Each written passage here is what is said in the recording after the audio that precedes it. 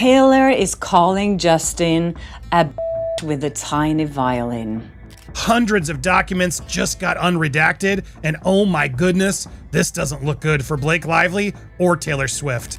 New text messages from a close friend of actress Blake Lively, who also happens to be one of the world's biggest stars, have been unsealed in the court battle between Lively and her It Ends With Us co-star and director Justin Baldoni. Blake Lively and Taylor Swift just got canceled as their texts got exposed in front of the whole world, shedding light to the truth we all didn't know. And with that screen cap, she said, quote, "I think this B knows something is coming because he's gotten out his tiny violin." Court documents just got unredacted in the Blake Lively versus Justin Baldoni legal war, and what we're seeing might be the biggest celebrity PR disaster of the decade. Two of Hollywood's most beloved figures are now facing serious questions about their integrity, and honestly, the texts speak for themselves. The new documents feature messages sent between Lively and pop star Taylor Swift. In the text, Swift appears to call Baldoni expletives. What started as a he said, she said drama around the It Ends With Us production has morphed into something far more sinister. The newly unsealed documents reveal a carefully orchestrated campaign that involved some of the biggest names in entertainment, strategic power plays, and a level of manipulation that would make a Machiavelli blush. And Lively seems to ask for Swift's endorsement in making script changes to the movie. These aren't allegations anymore. These are documented facts, agreed upon by both legal teams in what's called a statement of undisputed facts. Blake's approach to handling creative differences with her director is frankly shocking. On April 12, 2023, she reached out to Taylor Swift for help, and here's where things get interesting. And what's really telling to me is just the way she's speaking about Justin. She's not using words like he's a predator or an abuser or, oh my gosh, I'm so uncomfortable around him, I need your help. No, she's making fun of him. She called Justin Baldoni this doofus director of my movie and described him as a clown who thinks he's a writer now. Not uncomfortable, not unsafe, not harassed. A doofus and a clown. That's the language someone uses when they think they're superior, not when they're genuinely afraid or experiencing workplace harassment. This is their communication around a rewrite of the script, It Ends With Us. And so in another message, what we see here is Lively asking Swift to endorse that script change that she'd wanted. The message was apparently allegedly sent while Swift was on her way to Lively's house, and Baldoni was there as well. What Lively asked Swift to do next is where my jaw legitimately hit the floor. She wanted Taylor to come to her penthouse while Baldoni was still there and endorse a revised script that Taylor didn't even have to read. Let that sink in for a moment. She asked Swift to endorse the revised script she was proposing even without having read it. You don't have to read it, of course. She essentially asked one of the world's most famous musicians to show up and lie about loving pages she potentially hadn't even looked at. The goal? To intimidate Baldoni into accepting Blake's version of the script. And I sent Taylor the script on her way to my apartment because Justin was still there, and I asked her to read them. I told her she didn't have to. I didn't want her to feel pressured to do that, but I hoped she would. Taylor's response to this request was equally revealing. She texted Blake, "I'll do anything for you." Not, "Is everything okay?" or "Are you safe?" Just blind loyalty without questions. Swift then showed up at Lively's apartment and played her part perfectly. According to the text, Blake later thanked Taylor by writing, "You were so epically heroic today. I recapped every moment to Ryan. I kept remembering stuff. You make stuff up about me and lenses and refer to yourself as my doll. This clown is falling for it all, but also resisting it." Taylor Swift calls actor and director Justin Baldoni the B word, but here's how she said it. And she had posted this article, screen capped it, and sent it to her friend. Reading between those lines is terrifying. Blake is literally celebrating that her famous friend fabricated compliments and used her star power to manipulate a director into submission. She's acknowledging that Baldoni was resisting, yet they pushed anyway. That's not advocating for safety or addressing legitimate concerns. That's calculated intimidation disguised as creative collaboration. This is just revealing so much of what Blake actually feels about Justin, and in no way do I feel like it's uncomfortable. I feel like she thinks she's better than him. And it's shocking. The texts get even more revealing when we look at how Blake positioned her power players. She compared herself to Daenerys Targaryen from Game of Thrones, with Ryan Reynolds and Taylor Swift serving as her dragons to protect her. In one text, she told Baldoni that, "We all benefit from my relationship with Reynolds and Swift, and you will too. I can promise you." That sounds less like team collaboration and more like a veiled threat. "Do what I want, or my famous friends will make your life difficult." Lively responded, "You are so right. He should have run from your music. How stupid. Fast forward to April 26, 2024, and we see Blake and Taylor strategizing about using Swift's music in the film's trailer. Taylor texted, "If Justin was strategic, he would be like, no Taylor Swift in the trailer because that gives you more power over the film. That's your ally, not his." Blake responded, "You are so right, he should have run from your music. How stupid. This was his only shot at having the appearance of an upper hand." We all benefit from the relationship with Ryan and Swift, and you will too, I can promise you. Look, she's confirming she said it, and she's trying to play it like, oh, well, no, it didn't read that way. I was saying this could help everybody. Come on, don't just pick and choose it here.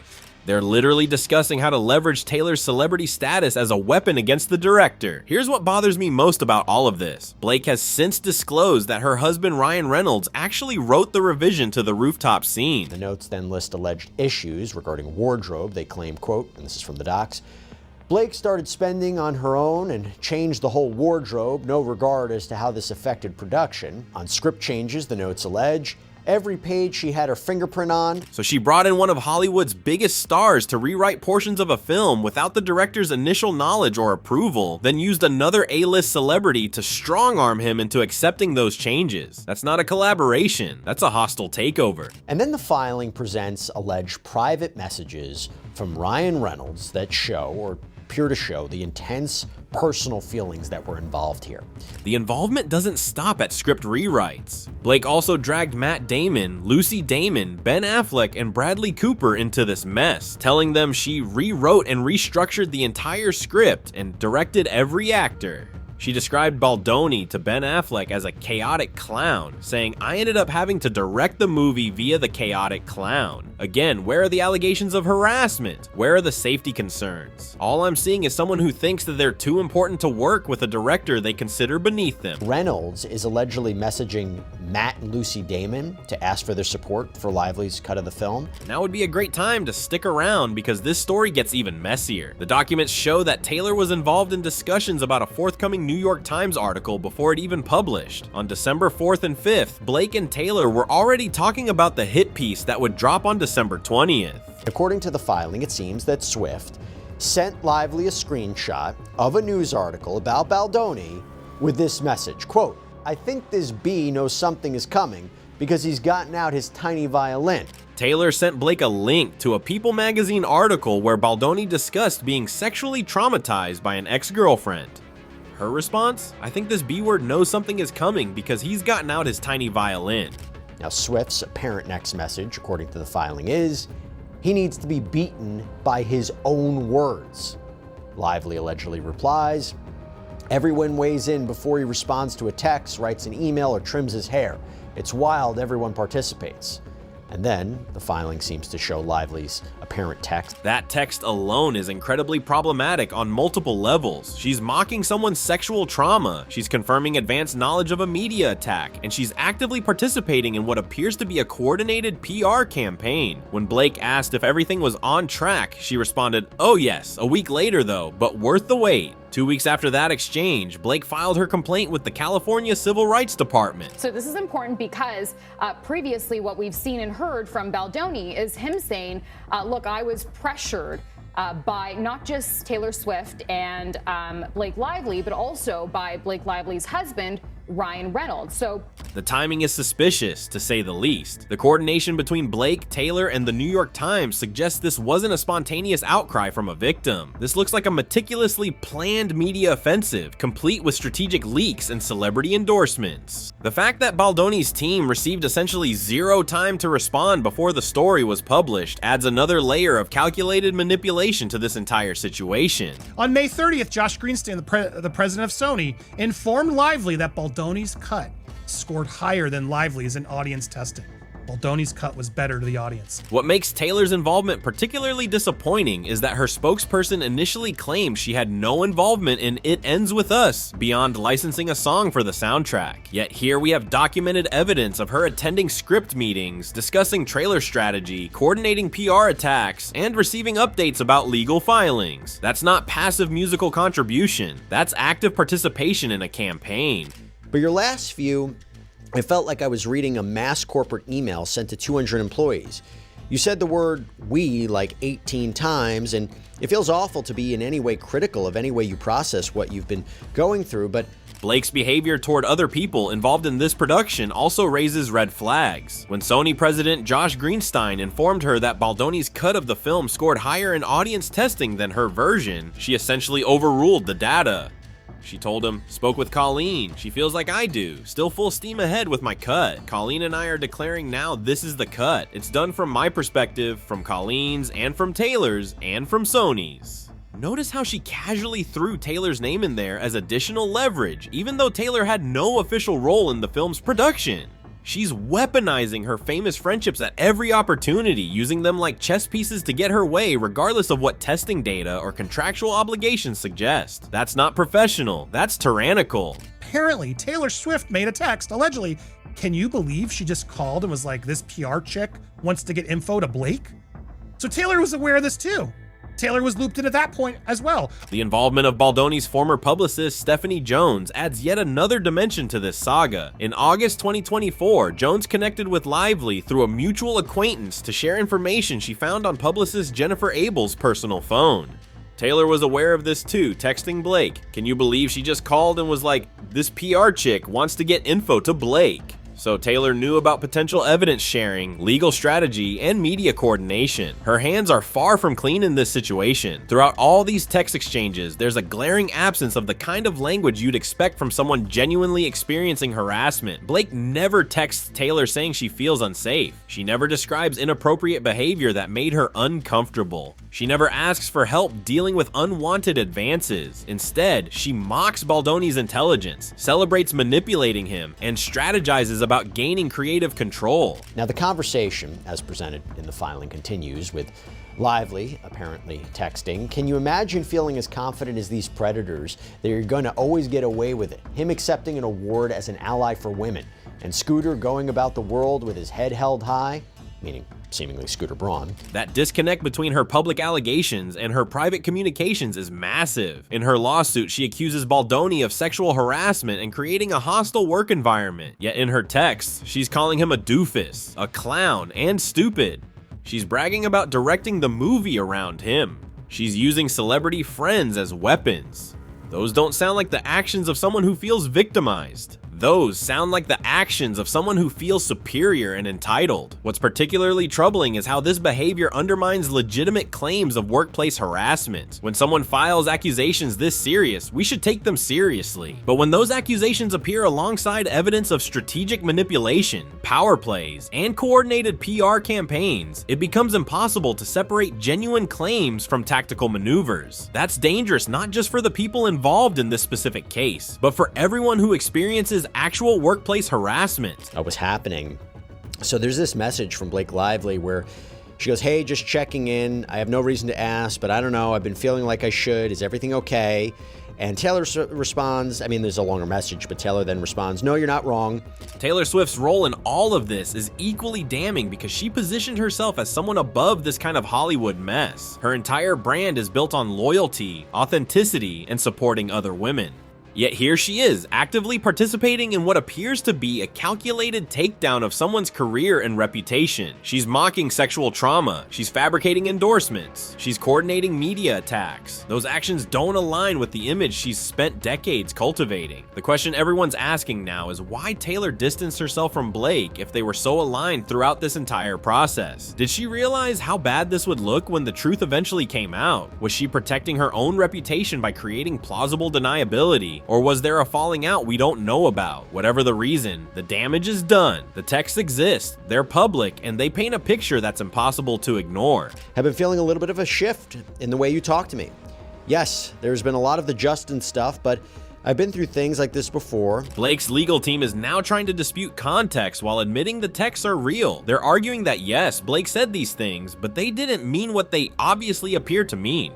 That's a tough sell when the language is so clear and the pattern is so consistent. You can't call someone a doofus and a clown in dozens of messages, celebrate manipulating them, and then claim you were actually just trying to protect yourself from harassment. The involvement of other A-list celebrities like Matt Damon, Ben Affleck, and Bradley Cooper also suggests that Blake used her entire social network as leverage. She told these powerful men that she had to completely rewrite the script and direct the movie because of the chaotic clown director. Did they know they were being used as pawns in a power struggle? Did they realize their names were being dropped to intimidate and manipulate? That's a question they'll likely have to answer at some point. I'll also note that these newly released messages also included some communication between Blake Lively and some other really big A-list stars, including Ben Affleck and Matt Damon. We saw here a screenshot of Lively seemingly asking Ben Affleck to take a look at the edits that she'd made to the film. What bothers me most about this entire situation is the arrogance. Blake and Taylor didn't just manipulate behind the scenes. They documented it. They celebrated it in text messages. They made jokes about how stupid Baldoni was for falling for their tactics. That level of hubris suggests they never thought these conversations would see the light of day, which means they never thought that they'd face consequences for their actions. The court documents reveal hundreds of pages of evidence that still need to be examined. These texts are just the beginning. There are depositions, emails, and other communications that will likely reveal even more about how this entire situation unfolded. The trial is scheduled for May 18th, 2026, which means we're going to be hearing about this for months.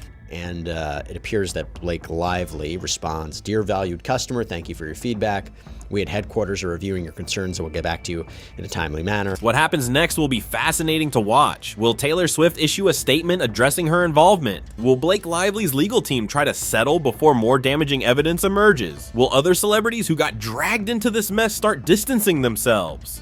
Will the public forgive what appears to be a coordinated campaign to destroy someone's career using false allegations of harassment? These aren't just questions about two celebrities. These are questions about accountability, integrity, and what happens when people with massive platforms abuse that power. The texts don't lie. The coordination is documented. The manipulation is evident. And now the whole world is watching to see whether there will be any real consequences for behavior that, at best, is deeply unprofessional and at worst, is legally actionable. And in one message, Reynolds allegedly describes Baldoni as, quote, "a malignantly vain, sociopathic, faux feminist with almost no sense of boundaries or shame." Blake Lively and Taylor Swift built their careers on relatability and authenticity. They positioned themselves as role models who stood up for what was right, but these texts reveal something very different. They reveal people willing to fabricate, manipulate, coordinate media attacks, and use their celebrity status as a weapon. That's not heroic. That's not feminist solidarity. That's just Hollywood power plays at their most cynical and calculated. The fallout from these revelations will likely reshape both of their public images. Taylor has already faced criticism for her tendency to play the victim while wielding enormous power. This situation seems to confirm those criticisms. Blake has now exposed herself as someone willing to weaponize serious allegations for professional gain. Neither of those are good looks, and neither will be easy to walk back. I love how she threw Taylor in, again, using Taylor to get what she wants. Not what's better for the audience, not what's best for victims, which she's trying to say in other documents that we'll get to as well. As more evidence emerges and this case moves toward trial, the truth will become even clearer. But what we already know is damning enough. Two of the biggest celebrities in the world participated in what appears to be a coordinated campaign to destroy someone's career, reputation, and livelihood. They mocked him privately while preparing to accuse him publicly. They used their fame as leverage and their friends as weapons. And they documented all of it in text messages that have now been exposed for the world to see. The question now isn't whether Blake Lively and Taylor Swift are getting canceled. The question is whether they deserve to be.